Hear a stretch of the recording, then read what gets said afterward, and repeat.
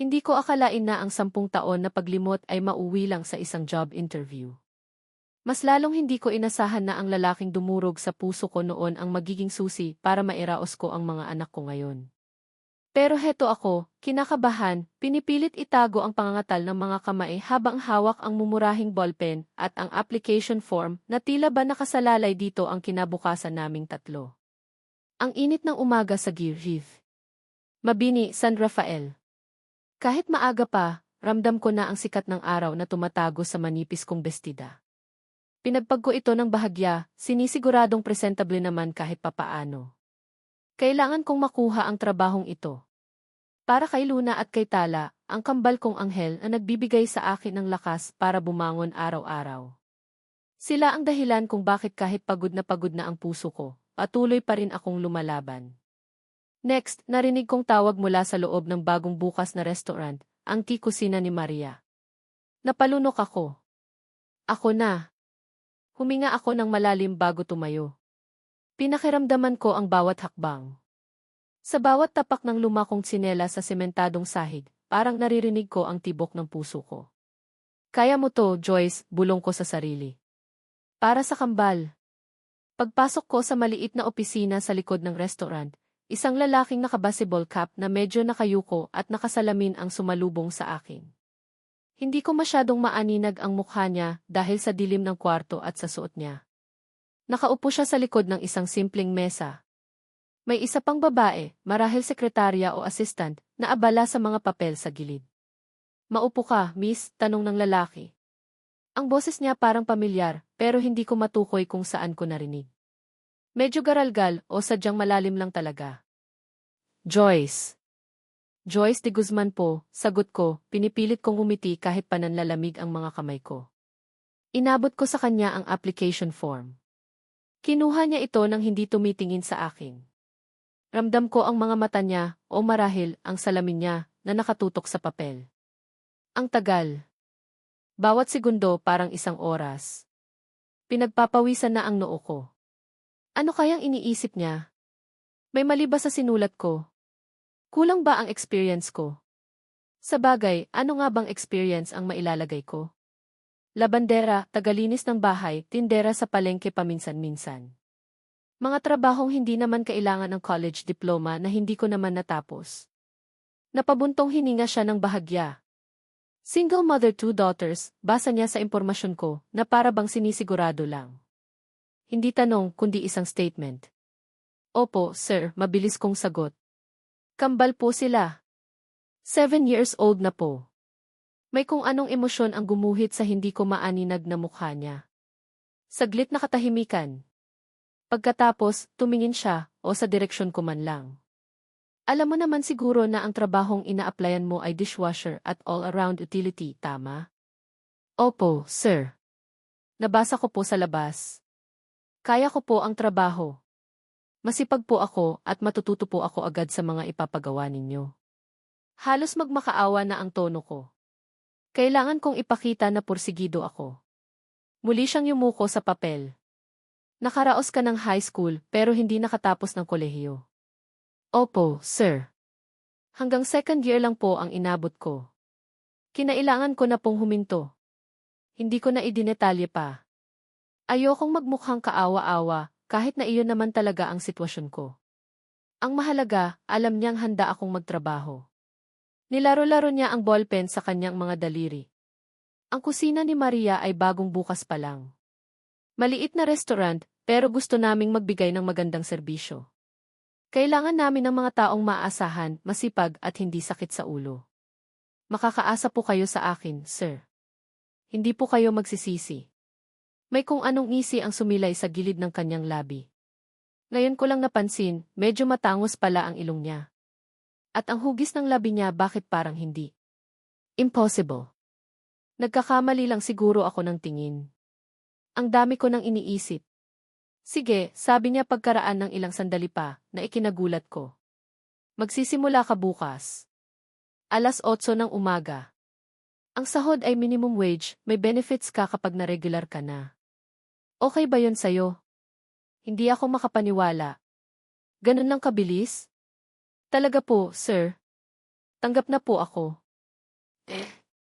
May problema ba? Tanong niya, tila nainip na. Naku, wala po, sir. Maraming salamat po. Hindi po kayo magsisisi. Halos mapatalon ako sa tuwa. Gusto kong yakapin ang lalaking ito, pero syempre, hindi pwede. Sige na. Mag-report ka na lang bukas. Kausapin mo si Aling Nena, siya ang head cook at siya na rin ang mag-o-orient sa iyo. Itinuro niya ang babaeng kanina patahimik sa gilid. Umiti naman ito sa akin. Salamat po ulit, sir. Aling Nena, salamat din po. Tumayo na ako, pakiramdam ko ay lumulutang ako sa alapaap. Sa wakas, may trabaho na ako. May ipapakain na ako sa mga anak ko. Makakabili na ako ng mga gamit nila sa eskwela. Habang papalabas ako ng opisina, hindi ko napigilang sumulyap pabalik sa lalaking nakaupo pa rin doon, nakayuko pa rin sa mga papel. May kung anong kaba pa rin akong nararamdaman, isang pamilyar na pakiramdam na hindi ko maintindihan. Pero isinantabi ko na lang iyon.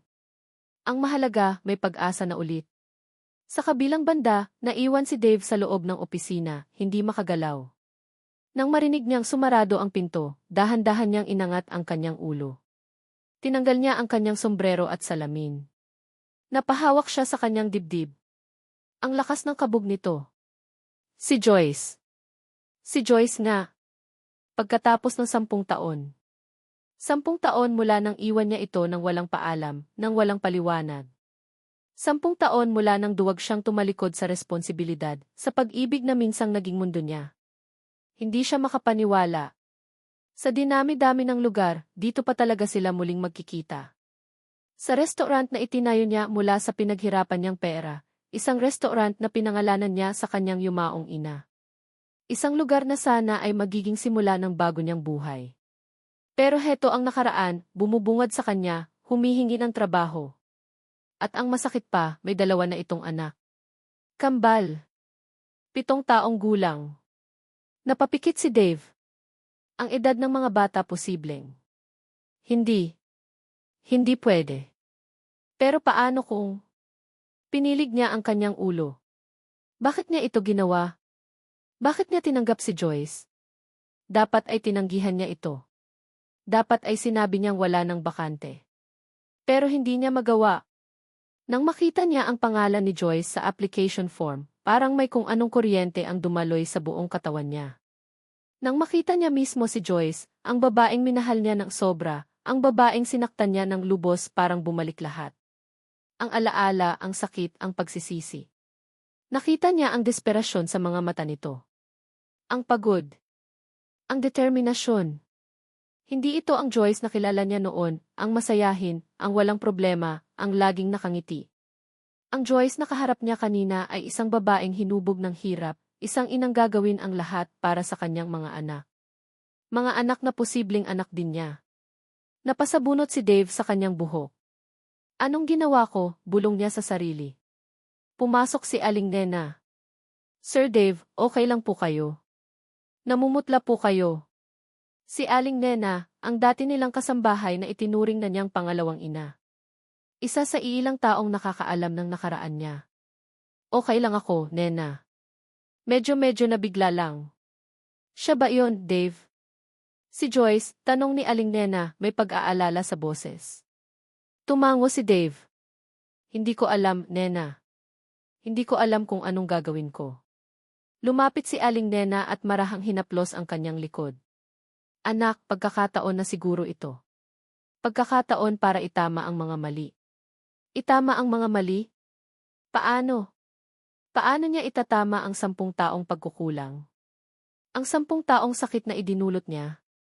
Hindi niya ako nakilala, Nena. Mas mabuti na siguro iyon sa ngayon. Para makapag-isip ka ng maayos. Para malaman mo kung ano talaga ang gusto mong gawin. Gusto niyang makabawi. Gusto niyang malaman kung mga anak niya nga ba ang kambal. Gusto niyang muling makasama si Joyce. Pero karapat-dapat pa ba siya?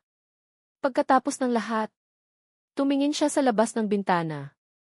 Nakita niya ang papalayong anyo ni Joyce, naglalakad na may bahagyang ngiti sa mga labi.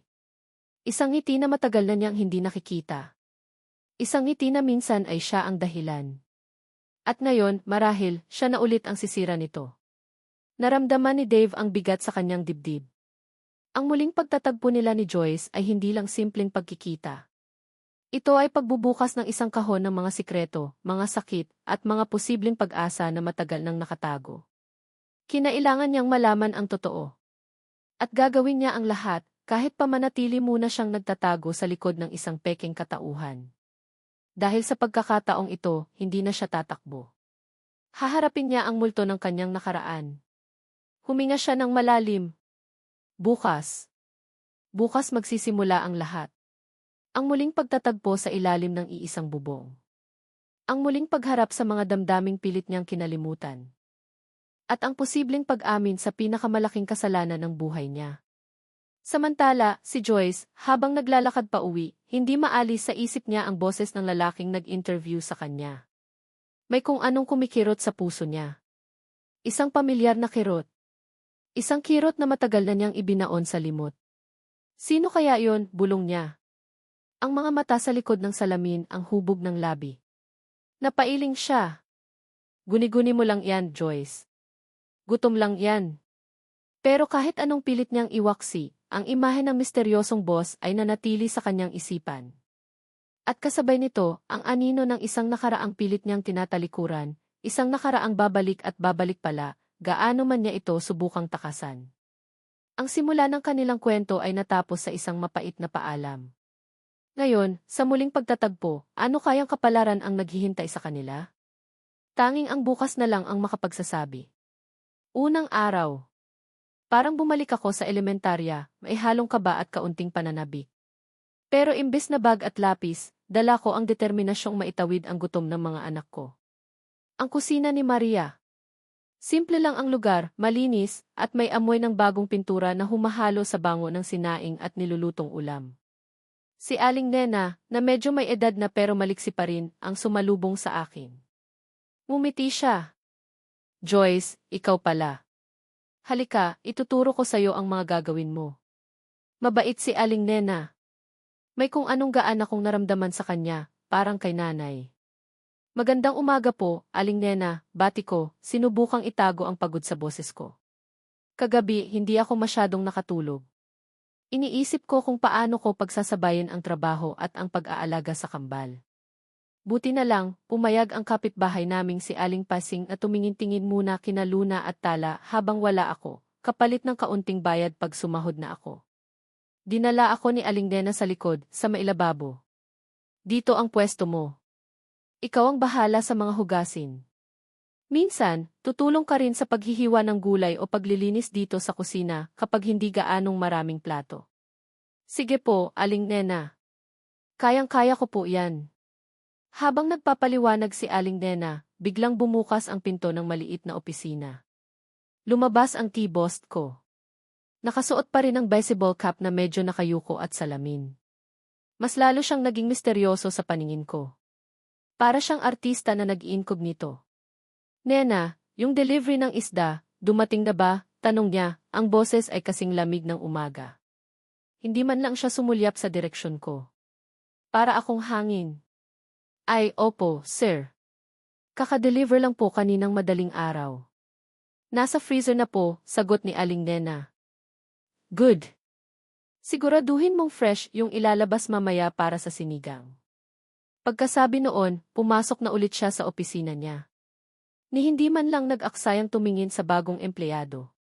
Napabuntong hininga na lang ako. Suplado nga. Pero ano bang aasahan ko? Boss siya, hamak na dishwasher lang ako. Ang mahalaga, may trabaho ako. Nagsimula na ang araw. At nagsimula na rin ang sandamakmak na hugasin. Plato, baso, kutsara, tinidor, kaldero, kawali. Ang sakit sa braso at likod, pero tiniis ko. Sa bawat platong kinukuskus ko, naiisip ko ang ngiti ni Luna at Tala. Para sa kanila to. Minsan, habang nagpupunas ako ng mga baso, napapasulyap ako sa bintanang salamin ng opisina ng boss ko. Nakikita ko ang anino niya, abala sa kung anuman. Hindi ko maiwasang isipin kung anong klaseng tao siya. Mayaman daw, sabi ng ibang staff na nakasabay ko saglit sa pagmemeryenda ng pandesal. Bakit kaya dito pa siya nagtayo ng ganitong restaurant? At bakit parang ang bigat-bigat ng aura niya? Ang sabi nila, daw ang tawag nila sa kanya. Walang nakakaalam ng buong pangalan. Lihim daw masyado. Natapos ang unang linggo. Pagod ako, pero may kaunting saya dahil alam kong malapit na ang sweldo. Isang gabi, pag-uwi ko, nilalagnat si Luna. Mataas ang sinat. Si Tala naman, hindi mapakali, alalang-alala sa kakambal niya. Nanay, masakit po ulo ni Luna, sabi ni Tala, habang hinihimas ang noo ng kapatid. Kinapa ko si Luna. Mainit nga. Diyos ko, wala pa naman akong pera. Ang sahod ko, sa susunod na linggo pa. Nag-aalala ako. Paano kung lumala to? Kinabukasan, pumasok ako sa trabaho na mabigat ang dibdib. Kailangan kong magpaalam kay Aling Nena kung pwedeng umutang muna ng pang-check up ni Luna o kahit pambili lang ng gamot. Nakita ko si Aling Nena sa kusina, naghahanda ng mga sangkap. Aling Nena, tawag ko, medyo nahihiya. Oh, Joyce, bakit parang namumutla ka? Kasi po si Luna po, yung isa kong anak, nilalagnat po.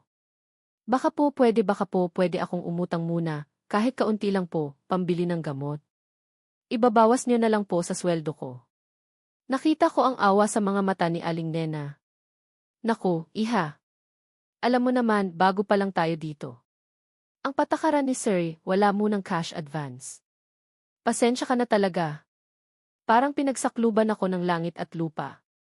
Naiiyak ako pero pinigilan ko. Ah, ganun po ba? Sige po, Aling Nena. Salamat po. Bumalik ako sa pwesto ko, parang pinagsisihan ko na pumasok pa. Paano na si Luna? Anong gagawin ko?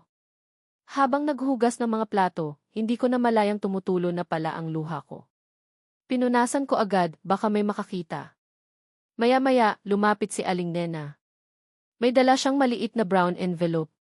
Joyce, sabi niya, medyo pabulong. Pinabibigay ni Sir, tulong daw para sa anak mo. Nagulat ako. Po. Si Sir. Narinig niya yata yung usapan natin kanina. Huwag ka na raw mag-alala sa bayad. Tulong na lang daw yan ng kumpanya. Binuksan ko ang envelope. 500 piso. Sapat na para sa gamot at kaunting prutas para kay Luna. Hindi ko alam kung anong sasabihin ko. Ang supladong boss na yon may tinatago palang kabaitan. Aling Nena, pakisabi po kay Sir, maraming salamat po. Walang anuman daw, iha. Sige na, magtrabaho ka na ulit. At kung kailangan mong umuwi ng maaga, magsabi ka lang. Parang nabunutan ako ng tinik. Pero kasabay ng ginhawa, may kung anong pagtataka ang umusbong sa dibdib ko. Bakit? Bakit niya to ginawa? Para sa isang taong halos hindi ako tinitingnan, ang laki naman ng tulong na to. Sa mga sumunod na araw, medyo gumaan ang pakiramdam ko kay M.E. Hindi na siya mukhang halimaw sa paningin ko. Pero nanatili siyang mailap. Laging nasa opisina o kung lumabas man, diretso lang ang tingin. Hindi ko pa rin masyadong nakikita ang buong mukha niya. Isang hapon, habang nagkakape ang ibang staff sa pantry, narinig ko ang usapan nila. Grabe no, si Sir, ang bata pa pero ang yaman na, sabi ni Maritz, isa sa mga waitress na medyo madaldal. Narinig ko sa supplier natin, may malalaking business daw yan sa Maynila. Mga kondo at kung ano-ano pa. Nga, segunda naman ni Roger, ang assistant ko. Kaya nga nagtataka ako kung bakit dito pa sa San Rafael nagtayo ng ganito kaliit na restaurant. Parang may hinahanap o may tinataguan. Kinabahan ako bigla sa narinig ko. Hinahanap? Tinataguan? Saka napansin niyo ba, dagdag pa ni Maritz, medyo pabulong na. Parang laging malungkot si Sir. Tapos, minsan, nahuhuli ko siyang nakatingin sa malayo, parang ang lalim ng iniisip. At feeling ko, may something siya kay Aling Nena. Hindi yung romantic ha. Parang may utang na loob, o parang pamilya ang turing. Hindi ako umimik. Pero yung mga narinig ko, naglaro sa isip ko. Mayaman. May ibang negosyo. Bakit dito? At bakit siya tumulong sa akin ng ganun-ganun lang? Nagsimula akong magduda. Yung tulong niya, hindi kaya may kapalit? O baka naman, naaawa lang siya sa akin. Ayoko ng awa. Sanay na akong mag-isa. Sanay na akong walang inaasahan. Ang alaala ng nakaraan, parang sinaing na kumukulo sa takip ng isip ko. Ang sakit, ang pait, ang mga tanong na hindi nasagot. Si Dave ang unang Dave. Ang Dave na minahal ko. Ang Dave na nang iwan sa akin.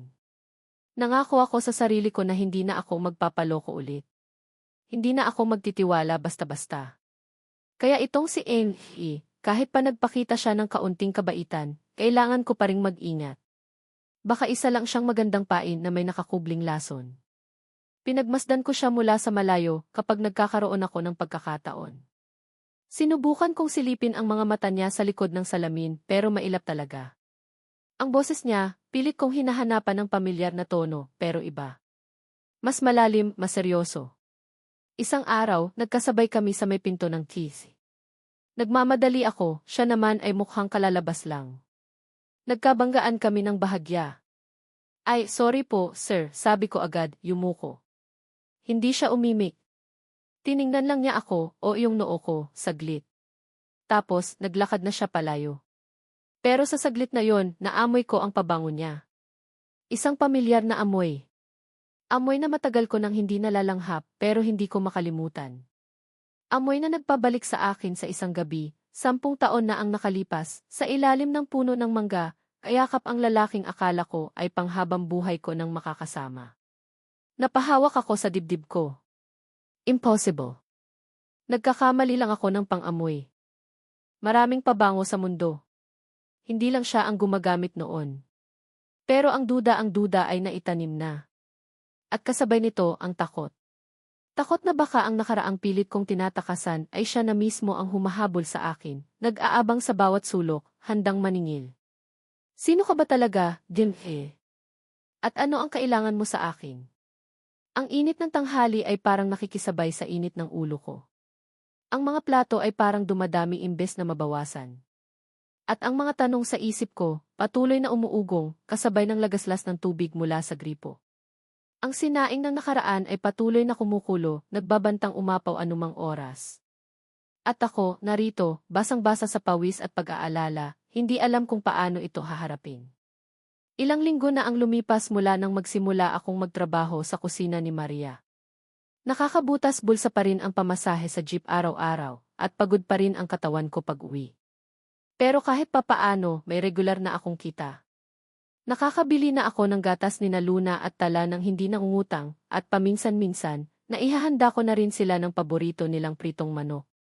Maliliit na bagay, pero para sa akin, malaking tagumpay na yon. Ang misteryosong si Evie, na natiling misteryoso. Ang tulong na ibinigay niya para kay Luna ay hindi na nasundan ng anumang kakaibang kilos. Nanatili siyang mailap, laging nasa loob ng opisina, o kung lumabas man, parang may sariling mundo. Yung amoy ng pabango na naamoy ko noon, itinuring ko na lang na guni-guni. Impossible. Napapraning lang siguro ako sa sobrang pagod at pag-iisip.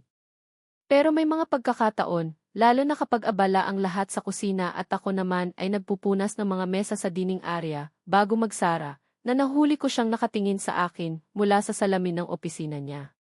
Saglit lang, tapos iiwas din agad ng tingin kapag napansin niyang nakita ko siya. Hindi ko alam kung ano ang ibig sabihin noon. Naiinis ba siya sa akin? O may iba pa?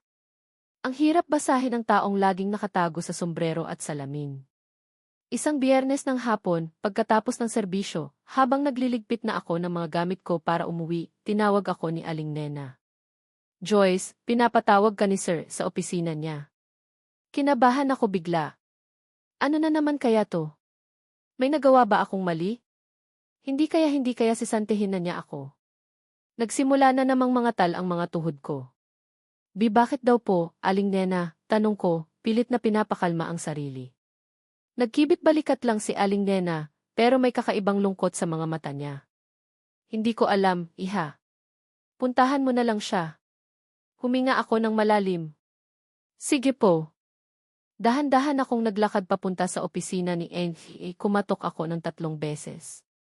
Pasok, narinig kong sabi niya mula sa loob. Ang boses na iyon. Malamig pa rin. Pagbukas ko ng pinto, nakita ko siyang nakaupo sa kanyang silya, nakaharap sa akin. Pero ngayon, wala siyang suot na salamin. At ang baseball cap niya, bahagyang nakaangat kaya kitang-kita ko na ang buo niyang mukha. Parang huminto ang pag-ikot ng mundo ko. Ang mga matang yon, ang ilong, ang labi. Hindi. Hindi maaari. Pero ang puso ko, kumakabog ng sobrang bilis, sumisigaw ng isang pangalan na matagal ko nang ibinaon sa limot. Si Dave. Ang Dave ko. Ang Dave na nang iwan sa akin. Nakatayo lang ako sa may pinto, hindi makapagsalita, hindi makagalaw. Ang mga tuhod ko gusto nang bumigay. Ang mga luha nagbabadyang tumulo. Maupo ka, Joyce, sabi niya, ang boses ay hindi na kasing lamig ng dati, pero may bigat, may lungkot. Parang robot akong sumunod. Umupo ako sa silyang nasa harap ng mesa niya.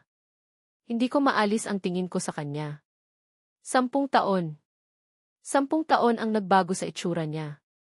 Mas matured na siya tingnan, may mga guhit na ng pagod sa gilid ng kanyang mga mata, pero ang mga pamilyar na features, nandoon pa rin. Ang mga matang minsan ay puno ng pagmamahal para sa akin, ngayon ay puno ng hindi ko maintindihang emosyon. Kilala mo pa ba ako? Tanong niya, ang mga mata niya, nakatitig sa akin. Hindi ako makasagot. Gusto kong sumigaw, gusto kong magtanong, gusto kong manumbat. Pero walang lumalabas na salita sa bibig ko. Tanging ang hikbi na lang na pilit kong pinipigilan. Joyce D. B. Bakit? Yun lang ang naisatinig ko. Nanginginig ang boses ko. Bakit mo to ginagawa? Napabuntong hininga siya. Kailangan nating mag-usap. Mag-usap. Napatawa ako ng mapait. Pagkatapos ng 10 taon, ngayon mo lang naisipang makipag-usap. Matapos mo akong iwan na parang basura, Dave. Matapos mong sirain ang buhay ko. Nagsimula nang tumulo ang mga luha ko. Hindi ko na mapigilan. Alam kong galit ka, Joyce. At may karapatan kang magalit. Galit? Dave, kulang pa ang salitang galit para ilarawan ang nararamdaman ko ngayon. Alam mo ba kung anong pinagdaanan ko? Alam mo ba kung paano ko itinaguyod ang sarili ko, ang mga anak ko ng mag-isa? Natigilan siya sa sinabi ko. Ang mga anak mo, Lee. Ang mga anak ko. Si Luna at si Tala. Ang kambal na iniwan mo rin.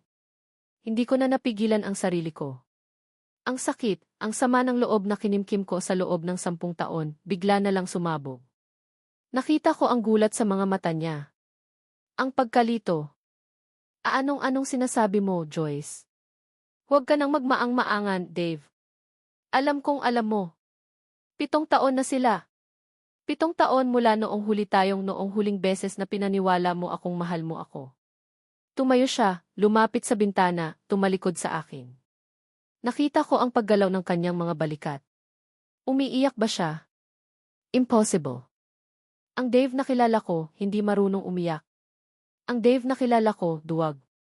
Hindi ko alam, Joyce, sabi niya, basag ang boses. Maniwala ka, hindi ko alam na may mga anak tayo. Napahalakhak ako, pero walang saya. Hindi mo alam? O ayaw mo lang malaman? Ang galing mong magtago, ano? Pati sarili mong mga anak, itinatwa mo. Humarap siya sa akin. Namumula ang mga mata niya. Hindi yan totoo, Joyce. Kung alam ko lang noon. Kung alam mo lang noon, ano? Ano ang gagawin mo, Dave? Tatakbuhan mo pa rin kami? Iiwan mo pa rin ako? Hindi, sigaw niya, ang boses ay puno ng hinanakit. Hindi ko kayo iiwan kung alam ko lang. Mahal kita, Joyce. Mahal na mahal kita noon. Noon. Napailing ako. Ang pagmamahal, Dave, hindi nang iiwan. Ang pagmamahal, hindi nanloloko. Ang pagmamahal, hindi duwag. Katahimikan. Tanging ang mga hikbi ko lang ang maririnig sa loob ng opisina. Ang bigat ng hangin, parang hindi ako makahinga. Patawarin mo ako, Joyce, sabi niya, ang boses ay halos pabulong na lang. Patawarin mo ako sa lahat ng sakit na naidulot ko sa'yo. Patawad? Tumayo ako. Pinunasan ko ang mga luha ko. Ang dali mong sabihin yan, ano? 10 taon, Dave. 10 taon akong nagdusa. 10 taon akong nagtanong kung bakit. At ngayon, isang patawad lang, okay na lahat. Alam kong hindi sapat. Alam kong walang salita ang makakapagpawi ng sakit na yan. Pero Joyce, kailangan mong malaman ang kambal anak ko sila. Ang mga mata niya, nagtatanong, nagmamakaawa. Tinitigan ko siya. Ang sakit. Ang sakit-sakit. Dave, anak mo sila. Mga anak na hindi mo man lang nakita ang unang ngiti, ang unang hakbang. Mga anak na hindi ka nakilalang ama. Napaupo siya ulit, parang nawala ng lakas. Tinakpan niya ang kanyang mukha ng kanyang mga kamay. Narinig ko ang pigil niyang mga hikbi. Sa kabila ng galit ko, may kung anong kirot akong naramdaman para sa kanya. Ang lalaking minahal ko, nasasaktan. Pero kasabay noon, ang alaala ng lahat ng hirap na pinagdaanan ko. Kaya pala tinulungan mo ako noong nagkasakit si Luna, sabi ko, unti-unti nang naglilinaw ang lahat. Kaya pala palagi kang nakatingin. May alam ka na ba noon? Umiling siya. Hindi. Nalaman ko lang talaga noong sinabi mo ang edad nila. Noong una, akala ko nagkataon lang. Pero noong nakita ko ulit yung application form mo. Yung apelyido ng mga bata. De Guzman pa rin. De Guzman. Ang apelyido ko. Hindi ko ipinagamit ang apelyido niya. Dahil para sa akin, wala siyang karapatan. Bakit ka bumalik, Dave? At bakit dito pa? Bakit sa ganitong paraan pa? Hinahanap kita, Joyce, sabi niya, tiningnan ako ulit. Matagal na kitang hinahanap. Gusto kong humingi ng tawad. Gusto kong itama ang lahat. Itama ang lahat. Napailing ako. Huli na, Dave. Huli na ang lahat. Hindi, Joyce. Huwag mong sabihin yan. Para sa mga bata, para sa atin. Walang atin, Dave, sigaw ko. Matagal mo nang sinira yon. At ang mga anak ko, ako lang ang magulang nila. Ako lang ang nagpalaki sa kanila. Wala kang karapatan sa kanila. Tumayo ako, kinuha ko ang bag ko. Aalis na ako. At hindi na ako babalik dito. Joyce, sandali, tumayo rin siya, sinubukang hawakan ang braso ko. Iniwas ko ang kamay niya. Huwag mo akong hahawakan. Please, Joyce. Mag-usap pa tayo. Ayusin natin to. Wala na tayong dapat pag-usapan, Dave. At lalong wala na tayong dapat ayusin. Tinalikuran ko na siya. Joyce, narinig kong tawag niya, puno ng desperasyon. Pero hindi na ako lumingon. Naglakad ako palabas ng opisina, palabas ng restaurant, dala ang bigat ng katotohanan ngayon ko lang nalaman, at ang sakit ng nakaraang muling bumalik para wasakin ako. Habang naglalakad ako palayo, hindi ko mapigilan ang pag-agos ng mga luha. Ang galit, ang lungkot, ang pagkabigo lahat naghalo-halo sa dibdib ko. Ang lalaking minahal ko ng buong puso. Ang ama ng mga anak ko. Nandito lang pala sa tabi-tabi, nagmamasid, nagtatago. At ang masakit pa, niloko niya ulit ako. Pinaniwala niya akong isa siyang estranghero, para lang mapalapit sa akin, para lang malaman ang mga sikreto ko. Hindi ko siya mapapatawad. Hindi pa sa ngayon. Ang ulan ay nagsimulang pumatak, kasabay ng aking mga luha. Ang langit ay parang nakikidalamhati sa bigat na nararamdaman ko. Paano ko sasabihin kina Luna at Tala? Paano ko ipapaliwanag ang lahat ng ito? Ang tanging alam ko lang sa mga sandaling iyon, kailangan kong lumayo. Lumayo kay Dave. Lumayo sa sakit. Lumayo sa nakaraang pilit na bumabalik. Pero paano ka lalayo sa taong minsan ang naging mundo mo? Paano ka tataka sa aninong patuloy na humahabol sa'yo? Ang mga tanong na yon, kasama ng ulan, ang bumasa sa akin habang tinatahak ko ang daan pa uwi, dala ang pusong basag at ang kinabukasang muling naging malabo. Lumipas ang ilang araw na parang bangungot. Hindi ako pumasok sa kusina ni Maria. Hindi ko kayang harapin si Dave. Hindi ko kayang harapin ang katotohanan. Paano ko sasabihin kay Aling Nena? Paano ako magpapaalam ng maayos? Ang kailangan ko lang ngayon ay katahimikan, malayo sa kanya, malayo sa lahat ng paalala ng mapait naming nakaraan. Sina Luna at Tala, napansin ang pagbabago sa akin. Nanay, bakit po kayo laging malungkot? Tanong ni Luna isang gabi, habang sinusuklayan ko ang buhok niya bago matulog. Hindi na po ba kayo papasok sa work niyo? Napangiti ako ng pilit. May inaayos lang si nanay, anak. Babalik din si nanay sa trabaho. Kasinungalingan. Hindi ko alam kung saan ako kukuha ng lakas para maghanap ulit ng trabaho. Ang perang naipon ko mula sa kusina ni Maria, unti-unti nang nauubos. Si Aling Pacing, ang mabait naming kapitbahay, ang pansamantala kong sinabihan na kung sakaling may maghanap sa akin mula sa restaurant, sabihin na lang na nagkasakit ako. Ayokong malaman ni Dave kung nasaan ako. Ayokong bigyan siya ng pagkakataon na guluhin pa ang buhay namin. Isang gabi, habang mahimbing nang natutulog ang kambal, hindi ako mapakali. Naghalongkat ako sa mga lumang gamit ko, mga bagay na itinago ko sa isang maliit na bowl sa ilalim ng aming papag. Mga alaala ng kahapon na pilit kong ibinaon, pero ngayon ay parang may kung anong puwersa ang humihila sa akin pabalik. At doon, sa ilalim ng mga lumang damit at ilang kupas na litrato, nakita ko ang isang pamilyar na kahon. Kahon ng mga sulat. Mga sulat mula kay Dave. Mga sulat noong mga panahong akala ko, kami na ang magkakatuluyan. Mga sulat na puno ng pangako, ng pangarap, ng pag-ibig na akala ko'y wagas. Nanginginig ang mga kamay ko habang binubuksan ang kahon. May isang sulat doon na nakatupi ng maayos, medyo naninilaw na ang papel, pero hindi ko pa nabubuksan. Ito yung sulat na ibinigay sa akin ni Aling Nena, ilang araw matapos akong iwan ni Dave. Sabi niya, pinabibigay daw ni Dave. Pero dahil sa sobrang galit at sakit na nararamdaman ko noon, itinago ko lang ito. Ayokong basahin. Ayokong marinig ang anumang paliwanag niya. Para sa akin, tapos na ang lahat. Pero ngayon, parang may kung anong bumubulong sa akin na basahin ko ito. Siguro, para na rin matahimik na ang kalooban ko. Para malaman ko na, kung ano man ang sasabihin niya, wala na itong epekto sa akin. Dahan-dahan kong binuklat ang sulat. Ang sulat kamay niya pamilyar pa rin.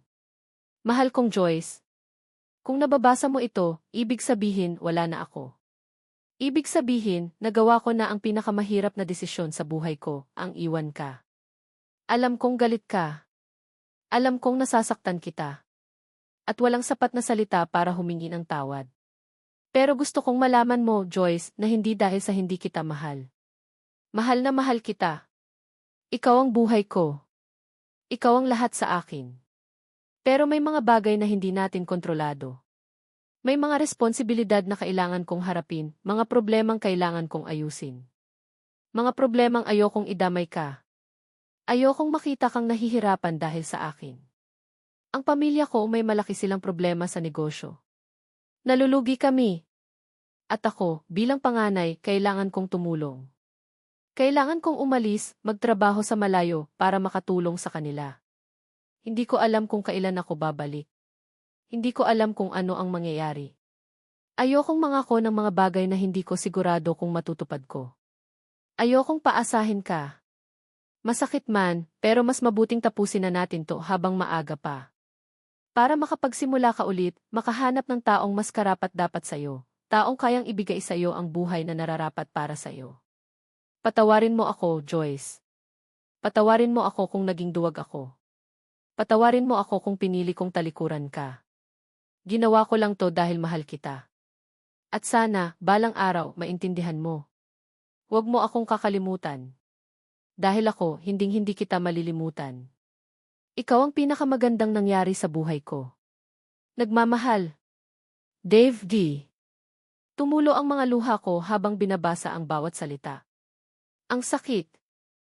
Ang sakit na akala ko'y naghilom na, muling kumirot. Hindi pala dahil sa hindi niya ako mahal. Hindi pala dahil sa nagsawa na siya. Kundi dahil sa pamilya niya.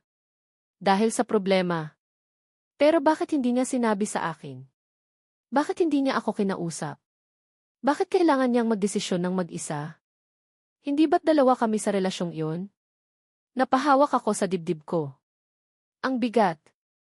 Parang may malaking bato na nakadagan dito. Ang Dave na kilala ko noon, mapagmahal sa pamilya. Gagawin ang lahat para sa kanila. Siguro nga, yon ang dahilan. Siguro nga, inisip niyang iyon ang tama. Pero tama ba na iwan ako ng walang paliwanag? Tama ba na hayaan akong mag-isip na hindi niya ako minahal? Ang mga alaala ng aming mga unang araw ay biglang bumalik. Yung mga panahong simple lang ang lahat. Yung mga harutan sa ilalim ng puno ng mangga. Yung mga pangarap na sabay naming binuo. Yung mga ngiti niya na kayang magpagaan ng anumang problema ko. Joyce, pag nakatapos ako ng engineering, papakasalan kita, sabi niya isang hapon, habang nakahiga kami sa damuhan, pinagmamasdan ang paglubog ng araw. Talaga lang, ha, sagot ko, kinikilig. Naman, bibilhan kita ng malaking bahay. Yung may garden, para makapagtanim ka ng mga paborito mong bulaklak. At magkakaroon tayo ng maraming anak. Mga kasing gwapo ko at kasing ganda mo. Napangiti ako ng mapait. Ang mga pangarap na iyon, natupad nga, pero hindi sa paraang inaasahan namin. Nagkaroon kami ng mga anak, pero hindi niya nakasama. Ako, naiwan sa maliit na barong-barong, nagtatanim ng gulay sa paso para may makain kami. Ang sulat na iyon nagbigay ng kaunting liwanag, pero kasabay nito, nagdulot din ng mas maraming tanong. Kung totoo ang sinabi niya sa sulat, bakit hindi siya bumalik agad? Bakit 10 taon ang pinalipas niya? At bakit ngayon, kung kailan unti-unti ko nang inaayos ang buhay ko, saka siya biglang susulpot? Samantala, sa San Rafael, sa malaking bahay na pag-aari niya, si Dave ay hindi rin matahimik. Ang mga sinabi ni Joyce, ang galit sa mga mata nito, ang sakit parang mga kutsilyong tumutusok sa puso niya. Mga anak. May mga anak sila. Kambal. Hindi niya mapigilang mapangiti sa kabila ng sakit. May mga anak siya kay Joyce. Ang babaeng hanggang ngayon, siyang tinitibok ng puso niya. Pero kasabay ng kaunting saya, ang bigat ng pagsisisi. 10 taon. 10 taon siyang nawala. 10 taon niyang pinagkaitan ang sarili niya ng pagkakataong makasama ang kanyang mga anak, ang kanyang mag-ina. Totoo ang sinabi niya sa sulat. Nagkaproblema nga ang pamilya niya. Ang ama niya, nalulong sa sugal, na ibenta ang halos lahat ng ari-arian nila. Siya, bilang panganay ang sumalo ng lahat. Nagtrabaho siya sa barko, nag-ipon, unti-unting itinayo ulit ang negosyo nila. Mahirap. Sobrang hirap. Pero kinaya niya. Para sa pamilya niya. Pero sa bawat araw na lumilipas, si Joyce ang nasa isip niya. Ang mga ngiti nito, ang mga yakap, ang pagmamahal. Nangako siya sa sarili niya na babalikan niya si Joyce kapag maayos na ang lahat. Kapag kaya na niyang ibigay dito ang buhay na nararapat para dito. Pero inabot ng 10 taon. 10 taon bago niya nahanap ulit si Joyce. At sa paghahanap na yon, hindi niya inasahan ang revelasyong may mga anak sila. Kasalanan ko to, bulong niya sa sarili. Naging duwag ako. Dapat sinabi ko sa kanya ang totoo noon. Dapat hindi ko siya iniwan. Kinuha niya ang isang lumang litrato mula sa kanyang wallet. Litrato nilang dalawa ni Joyce, kuha noong fiesta sa baryo nila. Nakangiti sila pareho, masaya, walang problema. Ang Joyce sa litrato, ibang-iba sa Joyce na nakita niya kanina, ang Joyce na puno ng galit at sakit. Patawarin mo ako, Joyce, sabi niya sa litrato. Patawarin mo ako, mga anak.